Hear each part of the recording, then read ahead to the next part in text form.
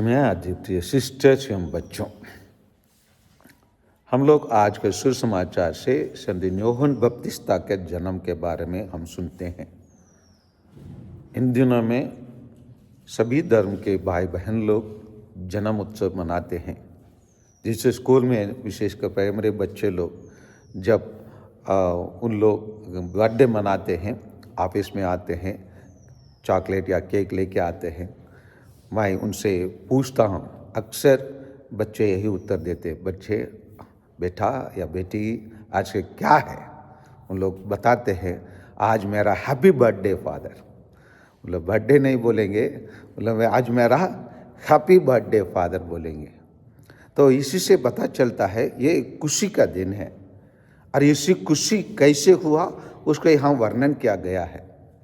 जब मैं बनारस में रीजन से कर रहा था, वहाँ एक बच्ची का नाम निराशा था। तो मैंने पूछा, अरे आपको ऐसे काम कैसे दे दिया आपके माँ बाप। वो बोलने लगी, मेरे परिवार में पहले ये 4 लड़कियाँ हो चुकी थी और मैं 5वां लड़की थी, इसलिए मेरा नाम निराशा रखती है, क्योंकि उन लोग आशा किए लड़का होंगे लेकिन मैं निराशा कर दिया, इसलिए मेरा नाम निराशा है। लेकिन उस लड़की इतना खुशी से अपना नाम बताने में और सबको बताने में वो खुशी मना रहे थे कि मैं किसी को निराशा नहीं किया हूँ, मैं अभी मेरे परिवार का आशा बन गया हूँ, क्योंकि वो पढ़े लिखे लड़की बनी थी और इसीलिए बताती है मैं आशा बन गया हूँ बोल के। ये उसी प्रकार यहाँ बताया जाता है। उसके पड़ोसियों और संबंधियों ने सुना कि प्रभु ने उस पर कितनी बड़ी दया की है और उन्होंने उसके साथ आनंद मनाए। लोग उसके साथ आनंद मनाए। आनंद मनाने के कारण क्या था? उनके लिए क्या नहीं थे? बच्चे नहीं थे और बहुत दिन से इंतजार में थे। और जैसे लिए आनंद मनाने के लिए आए, उन दिनों में जब खतना होता था, उन दिनों में जैसे हम लोग अन्नप्राशन के दिनों में बच्चों का नाम देते हैं हमारे गैर ईसाई भाई बहन लोग, उसी प्रकार वहाँ खतना के दिन में उनको नाम रखना चाहते थे। और इसीलिए उनसे पूछे उसे क्या नाम दिया जाएगा। और क्योंकि उन लोग सब चाहे उसका पिताजी का नाम, क्योंकि अक्सर साउथ में ये भी रहता है, अक्सर जो पाला बेटा या नहीं तो आखिरी बेटा को अपने पिताजी का नाम रख देते हैं। और इसीलिए उन लोग जकरिया नाम रखना चाहते थे, लेकिन माँ ने उसको मना करके बोली है, जी नहीं, उसका नाम योहन रखा जाएगा। और उन लोग उससे संतुष्ट नहीं है। स्त्री बोल देते क्या होगा, चलो पति से भी पूछ ले वो क्या रखना चाहता है, ये क्या बोलती है बोल के उन लोग उनसे संबंधित किए और वो एक पार्टी मांग कर लिखा, उसका नाम योहन है। और यह आश्चर्य हुआ उन लोगों में गई। सभी सुनने वाले यह कहकर मन ही मन विचार करने लगे, पता नहीं ये बालक क्या होगा। वो क्या हुआ हम जानते हैं, वो प्रभु यीशु का अग्रदूत बने यहाँ। लेकिन ये 1:66 में लेकिन वास्तव में योहन नाम का अर्थ बताया गया है। थोड़ा 66 को संत लूकस के सुसमाचार से पढ़िए। पता नहीं बालक क्या होगा। हाँ, वास्तव में बालक पर प्रभु का अनुग्रह बना रहा। योहन मतलब वास्तव में होता है अनुग्रह, ईश्वर का अनुग्रह। यार कह सकते हैं ईश्वर की कृपा, ईश्वर की grace, the grace of God. ईश्वर की कृपा उन पर बने रहे। और ग्रेस क्या होता है, कृपा क्या होता है? वास्तव में उसको पाने के लिए वो व्यक्ति जो प्राप्त किया वो पूरी तरफ से योग्य नहीं रहता है, लेकिन ईश्वर अपनी आर से वो कृपा प्रदान करना चाहते हैं।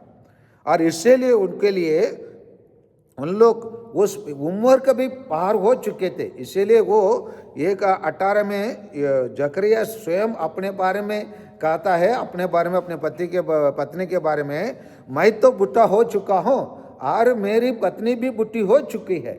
उस समय पार हो चुका था, लेकिन ईश्वर जब देना चाहता है, ईश्वर जब हमारे लिए कुछ अनुग्रह और कृपा प्रदान करना चाहता है, उसको कोई भी रोक नहीं सकता है।